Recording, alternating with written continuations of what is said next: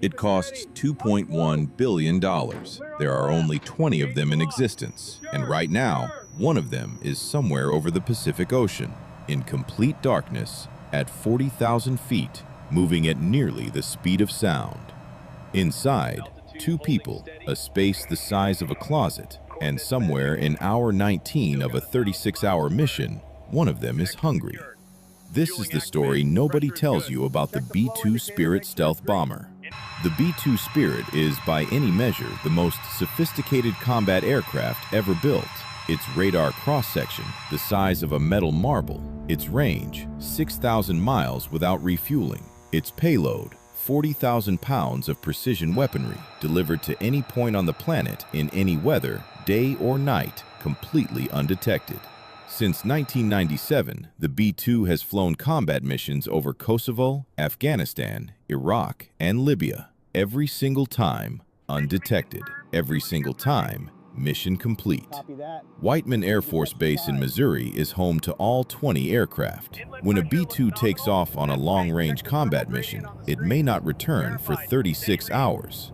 36 hours. That is longer than most people stay awake in an entire week. And the two pilots inside that aircraft cannot stop, cannot walk, cannot stretch, cannot leave. So the question nobody asks, but everybody should, how do they survive? Before we talk about food, let's talk about the real enemy on a 36-hour mission. It is not Iranian air defenses. It is not bad weather over the Pacific. It is the human brain. Cognitive fatigue on an ultra-long mission is not the same tiredness you feel after a long day at work. It is something far more dangerous. After 16 hours without adequate sleep, the human brain functions at the level of someone who is legally intoxicated. Let that settle in for a moment. Legally intoxicated. After 24 hours, reaction times reach dangerous levels. B-2 missions routinely exceed 30 hours. Here is what happens inside the brain during that time. The prefrontal cortex, the part of your brain responsible for complex decision-making, begins to shut down. Peripheral vision slows, and then come the microsleeps. Those are the moments, 2 to 3 seconds, where a pilot literally falls asleep without realizing it. At 850 kilometers per hour, 3 seconds unconscious means the aircraft has traveled over 700 meters with nobody at the controls. 700 meters, no one flying.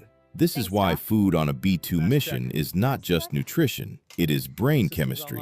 Every decision about what to eat, when to eat, and how much to eat is actually a decision about neurotransmitters, glucose levels, and executive function. B-2 pilots do not pack lunch, they pack a neurological survival strategy. So what does a stealth bomber pilot actually eat during a 36-hour mission? The answer will surprise you. There is no freeze-dried space food, no secret military supplements, no high-tech nutrition system. It is food you would recognize in any grocery store in America. But the selection follows very specific scientific principles. Principle 1, low glycemic index. Simple carbohydrates, white bread, sugary snacks cause rapid spikes in blood sugar, followed by crashes. You know that 2 o'clock slump after a heavy lunch. Now imagine that crash while you are coordinating an aerial refueling over the Pacific Ocean. B-2 pilots avoid it completely. Whole grain bread, oats, fruits with fiber, everything designed to release energy slowly, over hours, not minutes. Principle 2, protein density. Canned tuna, pre-cooked chicken, protein bars. A pilot will consume a protein portion every 3 to 4 hours simply to maintain stable energy levels. Principle 3, and this is where it gets honest, minimize digestive waste. When your bathroom is a toilet the size of a bucket behind your seat, you do not want to be using it every hour. B-2 pilots follow a 24-hour low-fiber protocol before every mission. No large salads, no beans, no cruciferous vegetables, nothing that generates gas or increases intestinal activity. It sounds unglamorous. It is unglamorous. But it is the difference between a manageable mission and 36 hours of misery. Principle 4, calculated hydration. Water is essential, but too much water means too many bathroom breaks. B-2 pilots drink at measured, small intervals, constant small sips instead of large amounts at once. Some pilots literally calculate their milliliters per hour. Principle 5, Zero alcohol, obviously, but also zero caffeine for the first 12 hours. Caffeine is reserved strategically for the fatigue crisis periods, generally between hour 18 and hour 24, when the body is fighting hardest against sleep. One poorly timed cup of coffee can destroy your ability to rest at the exact moment you need it most. One cup, not two, not three, one. Now let's talk about where all of this happens. If you have ever flown economy class on a long international flight, you know that feeling of being squeezed. The B-2 cockpit makes economy class feel like a luxury suite. 2 seats, side by side. That is the entire width of the cabin. You cannot stand up straight. You cannot walk. You can crouch. You can crawl toward the area behind the seats. But walking is not an option. The ceiling is directly above your head when seated. Behind the seats, approximately 1 square meter of space. That is where everything lives. A microwave the size of a toaster, a portable cooler the size of a 6-pack of beer, and the toilet. The toilet deserves its own explanation. It is not a bathroom. It is not a restroom.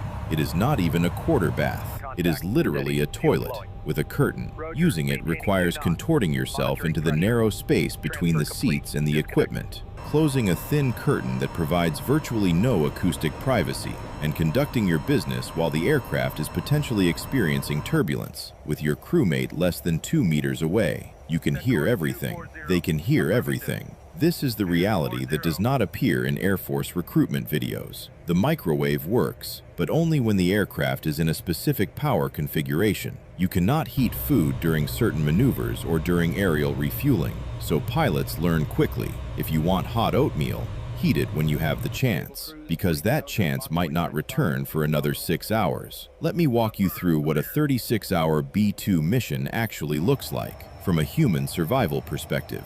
Hours 0 to 4, takeoff. Adrenaline is high. Nobody is hungry. Pilots are drinking water, possibly chewing gum. The focus is on clean departure from U.S. airspace and establishing the initial route. The first real meal is delayed until the aircraft is in stable cruise. Hours 5 to 8. First meal, usually something substantial. A full sandwich, oatmeal heated if the microwave is available. One pilot takes control while the other eats. Eating in a B-2 is not a social event. You chew, you swallow, you return to work. Hours 9 to 12. First aerial refueling. This is physically demanding. Flying in close formation with a tanker aircraft requires 20 to 30 minutes of total concentration. No food during this period. After refueling, protein bars, nuts, dried fruit. Hours 13 to 18. Routine. Small meals every 3 hours. Constant small sips of water. The first pilot takes a 15-minute nap. No bed. Reclined in the seat as far as possible. Cervical pillow, eye mask, earplugs. Sleeping for 15 minutes in an upright seat traveling at 900 kilometers per hour. It is a learned skill. Hours 19 to 24. The wall. Every long-range pilot knows this period. Your circadian rhythm is screaming that it is time to sleep.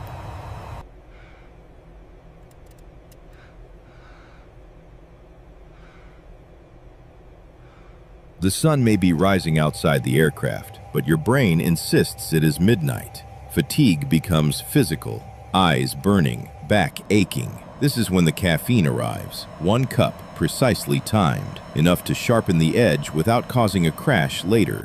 Hours 25 to 30, second and possibly third refueling. Communication between pilots becomes shorter, more functional. Nobody has the energy for conversation. Fatigue is deeply embedded now. Hours 31 to 36, the final push. If there is a weapons delivery phase, it usually happens here. The adrenaline of mission execution provides temporary focus. After weapons release, the long sail home begins. The last meal is light. Nobody wants a full stomach for landing. More water, and then, finally, the runway appears below.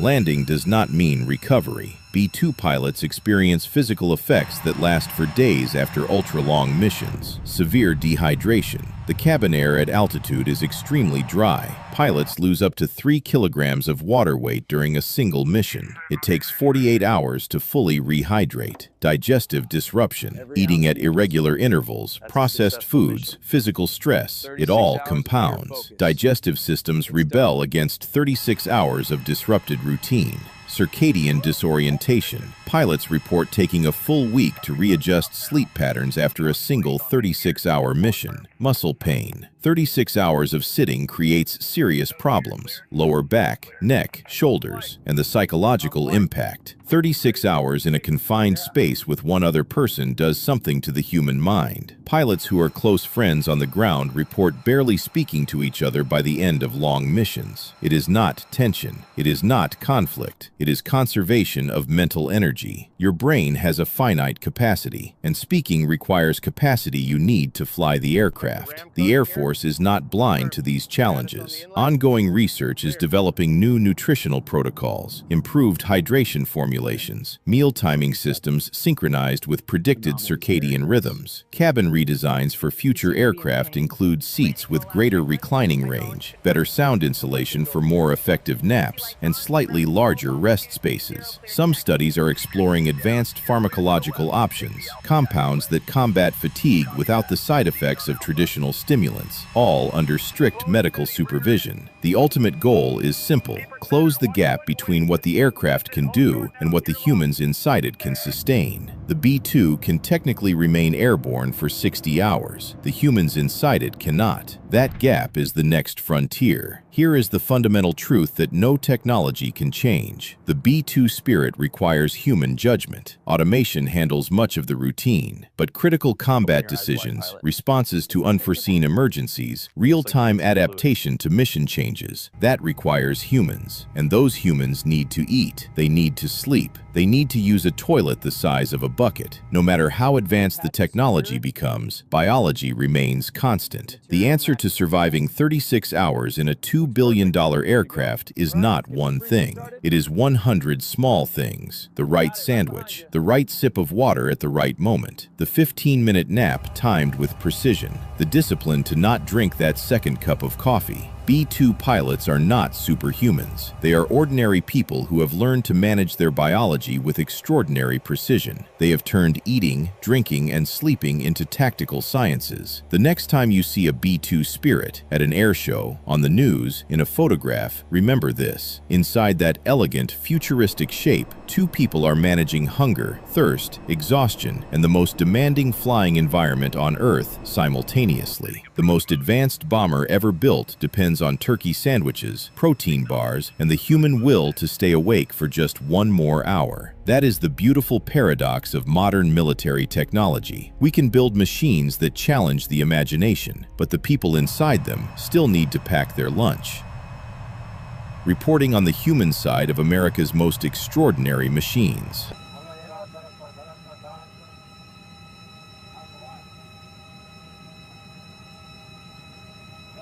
Mission is ready. Acknowledged. Looks good.